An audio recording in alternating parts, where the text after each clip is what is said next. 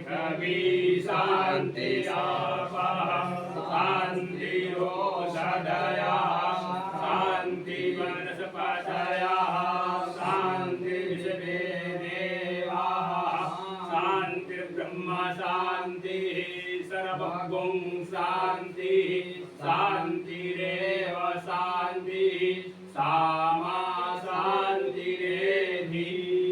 ओम शांति शांति सुख शांतिर्भवतु।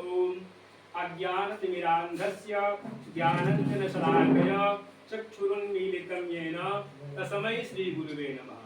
जो अज्ञान के अंधकार का नाश करके ज्ञान रूपी प्रकाश से व्यक्ति के जीवन में रोशनी देने उन्हें गुरु कहते हैं। जिनके कृपा से करुणा से व्यक्ति अपने व्यक्तित्व को समझ पाता है। अज्ञान तिमिरांधस्य और ज्ञान रूपी अंजन जिनकी कृपा से व्यक्ति के चक्षुरुन्मीलितं येन जैसे सूरमा लगाया जाता है उसको मिलाकर के आंखों में लगाने से रोशनी बढ़ती है, ऐसे ही व्यक्ति के एक विशेष लोचन होते हैं। जैसे सूरदास जी थे, सूरदास जी के पास में तो आंख नहीं थे, दृष्टि नहीं थी, चक्षु दृष्टि नहीं थी, लेकिन विशेष लोचन थे। वह विलोचन कैसे थे?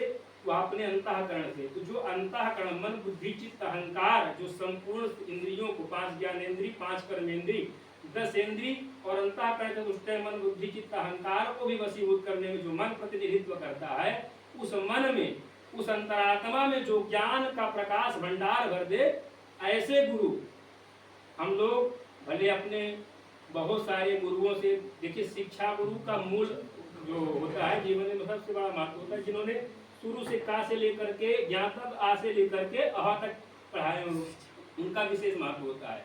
और साक्षात भगवान शिव के ही स्वरूप से आपका नाम पड़ता है। आपकी कृपा करुणा हम लोगों पर सदैव बनी रही है।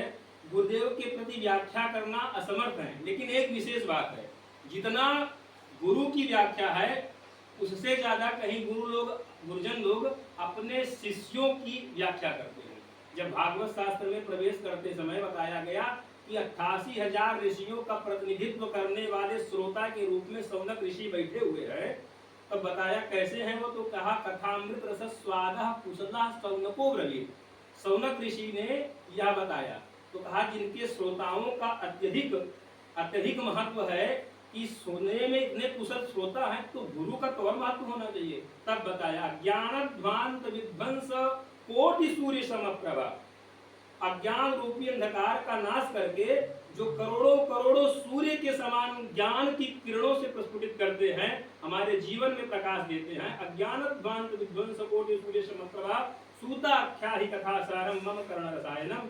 तो हम लोगों के जीवन में बहुत सारे गुरु आएंगे, हम जीवन में अपने बहुत कुछ सीखेंगे, लेकिन हमारे जीवन में जो रसायन का काम किया गया है वह गुरुदेव के ही श्री चरण कमलों से किया गया है, वरदहस्त से किया गया है, अंतःकरण के आशीर्वाद से किया गया है। क्यों? क्योंकि रसायन जो है, आयुर्वेद की 2 पद्धति है। एक तो हम जब रोगी हो जाएं उसके निवारण के लिए जो औषधि का हम सेवन करते हैं उसको क्या कहा जाता है? औषधि कहा जाता है, भेषज कहा जाता है संस्कृत में। लेकिन जब हम स्वस्थ हो और हमको रोग ही न हो तो उसको रसायन कहा गया, जैसे च्यवनप्राश इत्यादि। तो हमारे जीवन में ज्ञान की जो प्रथम श्रेणी गुरुदेव ने दी है वह रसायन, कि हमको वो रोग लगे ही ना, हम हमेशा स्वस्थ बने रहें, ऐसा ज्ञान देने वाले पूज्यपाद परम पूज्य प्रातः स्मरणीय श्रद्धेय नित्य वंदनीय। और यह कहना अतिशयोक्ति नहीं होगा, निखिल शास्त्र पारावारीण। हमारे गुरु जी अगर हम कहीं आगे बढ़ रहे हैं और हर शास्त्रों का अध्ययन कर रहे हैं तो यह गुरु जी का ही श्रेय है। इसीलिए निखिल शास्त्र पारावारीण परम पूज्य सर्वतंत्र स्वतंत्र है हमारे गुरुदेव। और गुरुदेव पर हम गर्व करते हैं कि अब वो क्या कहना है, बाकी सब आप लोग कह सकते, तो हम पूज्य गुरुदेव के इतने ही कहना चाहेंगे कि उनके द्वारा जो दिया हुआ ज्ञान है वह मूल रूप से हम लोगों के सैद्धांतिक है। और हमारे गुरुदेव पूज्य नागेश्वर त्रिपाठी गुरुदेव की ही पहली कृपा रही हम लोगों पर। हम लोग अपने आप पर बहुत, हम तो ये कई जन्मों का जब भाग्योदय बहुजन्म समर्जिते न, बहुत जन्म जन्मांतर कल्प कल्पांतर युग युगांतर का जब पुण्य हम लोगों पर अर्जित होता है, तब एक सच्चे गुरु को सच्चा शिष्य प्राप्त होता है और सच्चे शिष्य को सच्चा गुरु प्राप्त होता है। हम लोगों में यहाँ संशय नहीं, हम बड़े बड़े जगत गुरुओं के सानिध्य में भले रहे, लेकिन जितना बड़ा हमारे इन गुरु जी का महत्व है उसकी जो है रिक्त स्थान की पूर्ति और कोई भी व्यक्तित्व नहीं कर सकता है। बोलने के लिए तो हम बहुत कुछ बोल सकते हैं, पर समय की भी सीमा होती है। वैदिक वाङ्मय सेवा संस्था की ओर से मैं प्रभंजन मुनि पूज्य गुरुदेव के श्री चरणों में प्रार्थना करता हूं कि आपका आशीर्वाद हम सभी शिष्यों पर बना रहे, यही अभिलाषा करते हुए और लोगों का भी बोलने का मौका है और जो भी चाहे गुरुदेव के प्रति अपनी कृतज्ञता को दर्शित कर सकते हैं। बोले गुरुदेव भगवान की जय।